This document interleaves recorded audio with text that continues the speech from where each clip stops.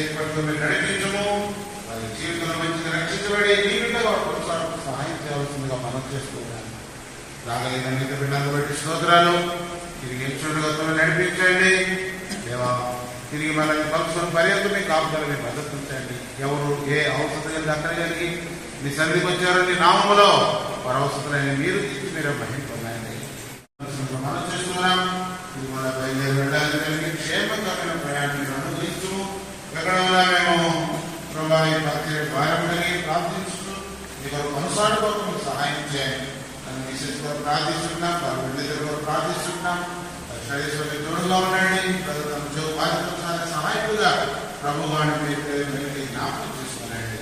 వందనాలు స్తోత్రాలు చెల్లిస్తూ యేసుక్రీస్తు శ్రేష్టమైన నామమున ప్రార్థన మీరు కృపను మనం చేస్తున్నాం.